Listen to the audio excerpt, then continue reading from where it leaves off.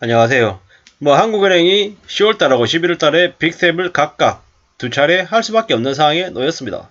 그렇게 해도 미국은 4.5%, 한국은 3.5%로 기준금리 격차가 1%가 되는 거죠. 외화 유출은 점점 더 심해진다라고 봐야 되는 겁니다. 이제 이미 경제 위기는 우리 곁에 와 있습니다. 못 느낄 뿐인 거죠. 나중에 다음 달에 전기세가 얼마나 오를지 두고 봐야 됩니다.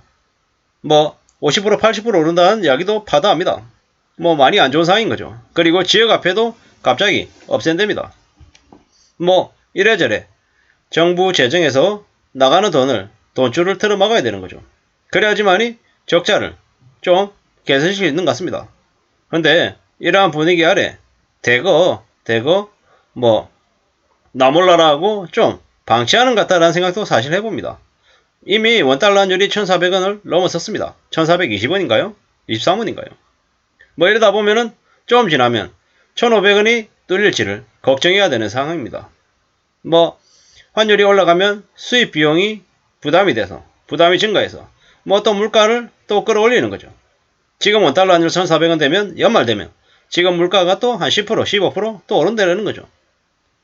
이게 우리한테 현재 놓여 있는 상황입니다. 환율이 10% 오르면 물가가 0.6% 상승한답니다. 그런 이상은 어쩔 수 없이 해야 되는 거고요. 가계부채 걱정이라고 하는데 가계부채도 걱정이지만 물가도 더 걱정이죠. 무역수지 적자는 심각하죠. 무역수지 적자는 연말에 원달러 환율이 3% 정도 연말에 기준금리가 3% 정도일 거라고 생각했는데 아유 죄송합니다. 근데 지금으로 봐서는 0.5%씩 올려가지고 3.5%까지 올릴 거다. 이런 얘기들도 많습니다. 그리고 10월달에 물가가 정점일 거라고 얘기하는데 사실 못 믿어온 거죠. 아닐 것 같은 거죠. 좀 두고 봐야 될 것 같지만 물가는 여전히 10월달이 되면 6%대를 보일 것 같습니다. 이래저래 지금 상황이 많이 안 좋습니다.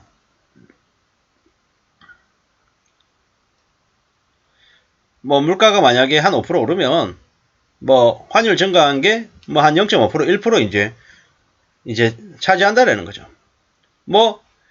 급격한 원달러 환율 상승은 외국인 자금 유출도 심하게 이제 일으키고요. 예. 우리의 부담을 더 키우는 거죠. 이렇게 돼 있잖아요. 환율 쇼크 때문에 금리가 올라가면 가계부채 부담이 늘어나고 또 쓸 돈이 없어가지고 소비를 줄이고 이렇게 되어 간다라는 거죠.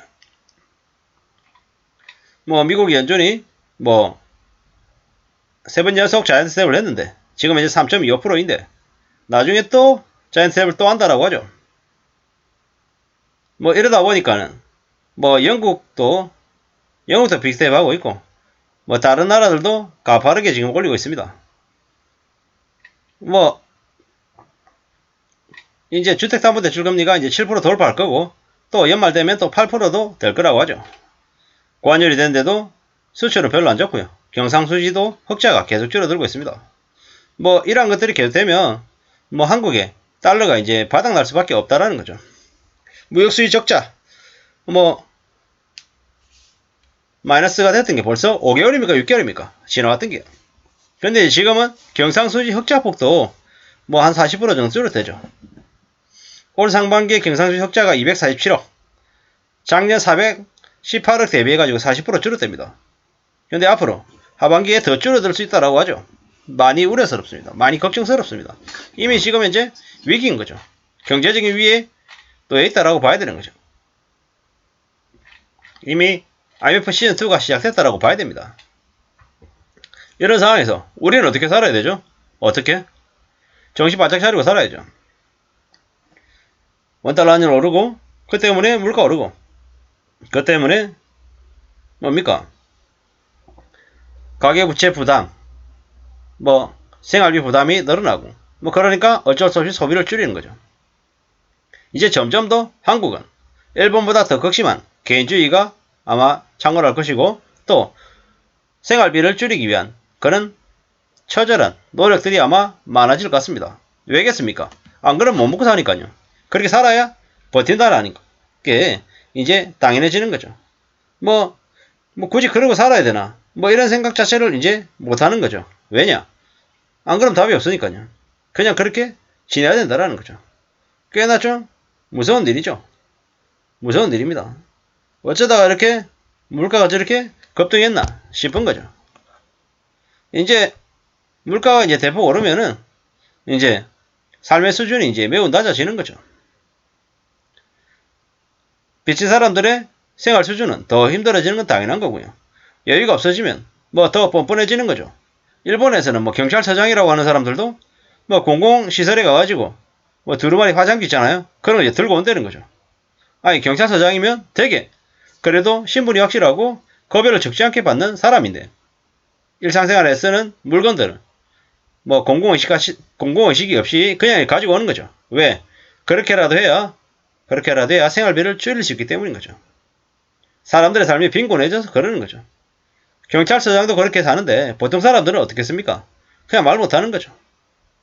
이제 물가가 상승하면 사람들이 가난해지는 거죠. 세금 오르고 물가 오르면 사람들의 생활 수준은 더 떨어지는 거죠. 뭐 우리는 지금의 물가보다 앞으로 연말쯤 되면 물가가 더 오를 거라는 걸 잘 압니다. 뭐 자영업자들의 폐업이 너무 심하죠. 저도 이제 살고 있는 동네 주변을 왔다 갔다 하다 보면 비어있는 가게들이 너무 많습니다. 참 어쩌려고 저러는 걸까 뭐 싶은 거죠. 이제 소비를 넉넉하게 할 수 있는 시기는 점점 지나가는 것 같은 거죠. 참 어렵습니다. 물가가 폭등하면 자영업자들이 자영업을 포기할 수도 있을 것 같습니다. 왜? 남는 게 없으니까요. 원재료가 오른다고 판매 가격을 무한정 올릴 수 없죠. 칼국수를 뭐 6,000원에서 한 8, 9,000원 올렸어요. 그 다음에 저걸 칼국수를 뭐 12,000원, 14,000원 올릴 수 있을까요? 쉽지 않더라는 거죠. 이제는 물가가 더 올라서 상권 자체가 망가질 수도 있겠다는 생각을 해봅니다. 뭐 지역 상권이 망가지고 지역 상권이 초토화돼서 사람들이 아예 안 가면 그 지역의 상권 폐허 현상이 늘어날 것 같습니다. 뭐 올 연말만 돼도 부동산 미분양이 늘어나겠죠. 물가 오르고 대출 안 나오고 돈은 없고 그냥 이제 힘들어지는 거죠. 이제 환율 점점 오르고 더 안 좋아지는 거죠. 이제 미국이 기준금리를 또 올릴 거죠. 또 뭐 그러면은 은행들은 충당금을 더 써야 되는 상황인 거고 그러다 보면 대출은 더 꺼리게 되는 거고요. 부동산이나 주식에 함부로 목을 매서는 안 되겠습니다. 지금은 주식과 부동산을 할 시기가 아니다. 기다려보고 지켜보고 좀 더 몇 년 뒤를 대비해야 될 것 같다는 말씀을 드리고 싶습니다. 무리하게 빚져서 뭔가를 해본다는 생각을 갖는 순간 인생이 끝날 수 있겠다라는 생각을 마음을 먹어야 되겠습니다. 이상입니다.